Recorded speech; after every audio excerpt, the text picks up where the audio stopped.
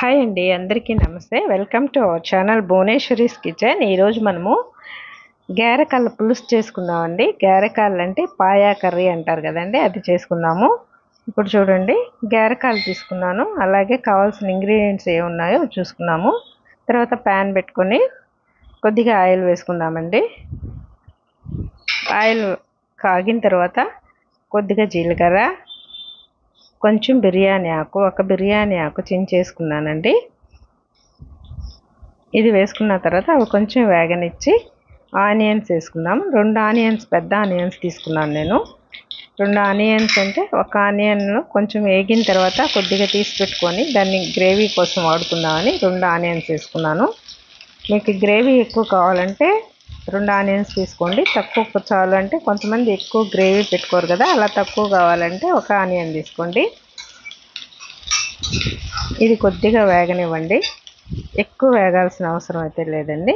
ఇప్పుడు చూడండి, దాంట్లో సగం తీసి ఎక్కడ పెట్టుకున్నాను కొంచెం గ్రేవీ కోసము.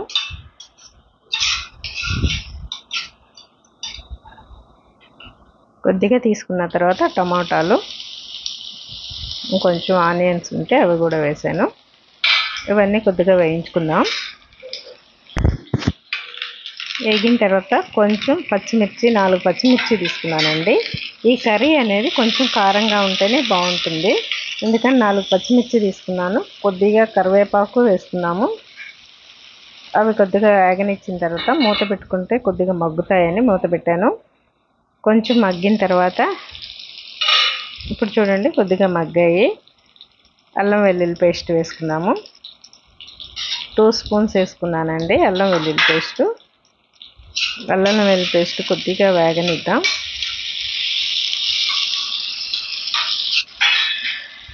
కొంచెం వేగిన తర్వాత సాల్టు,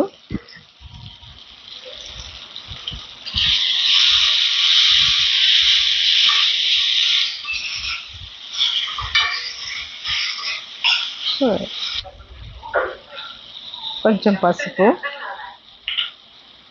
కొంచెం కారం, 2 స్పూన్లు కారం వేసుకున్నానండి.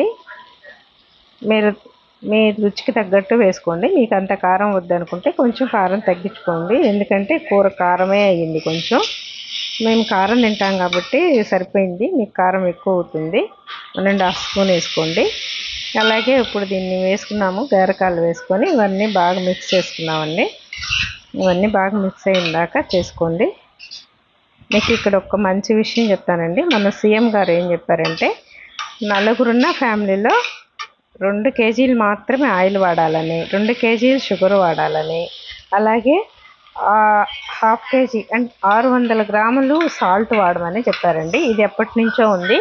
మళ్ళీ సీఎం గారు ఈ నాన్ కమ్యూనికేబుల్ డిసీజెస్ ఏవైతే ఉన్నాయో, షుగరు, బీపీ, హార్ట్ డిసీజెస్ ఇవన్నీ ఎక్కువ అవుతున్నాయి కాబట్టి అందరూ ఆయిల్ తగ్గించుకోండి, అలాగే షుగరు, సాల్ట్ తీసుకునేది కూడా తగ్గించుకోండి అని చెప్పారు.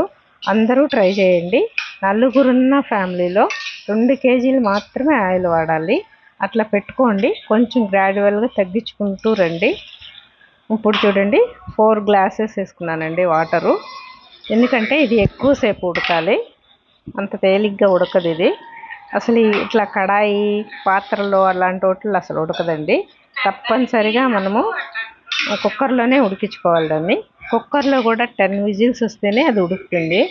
10 విజిల్స్ వేసుకోండి కుక్కర్లో. 10 విజిల్స్ వచ్చిన తర్వాత ఆఫ్ చేసుకొని గ్యాస్ అంతా పోయిన దాకా ఉండిన తర్వాత తీసుకోండి, అప్పటికి మాత్రమే ఉడుకుతుంది అది. నేను కూడా అలాగే చేశాను. అప్పుడే అది పట్టుకోగానే నోట్లోకి అలా వెళ్ళిపోతుంది.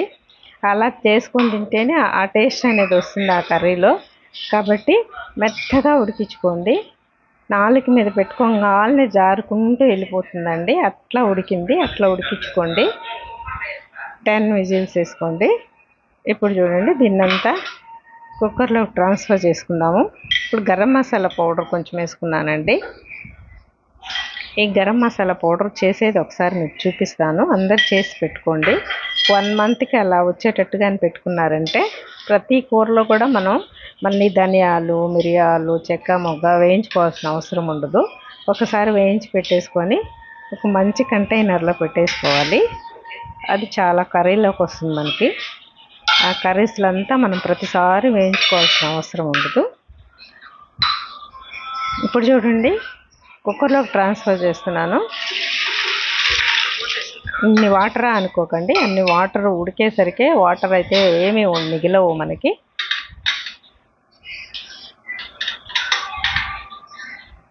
టెన్ విజిల్స్ వచ్చాయండి. 10 విజిల్స్ వచ్చేసరికి నాకు దరిదాపు 1 అవర్ టైం పట్టింది. 1 అవర్ ఉడికింది అది.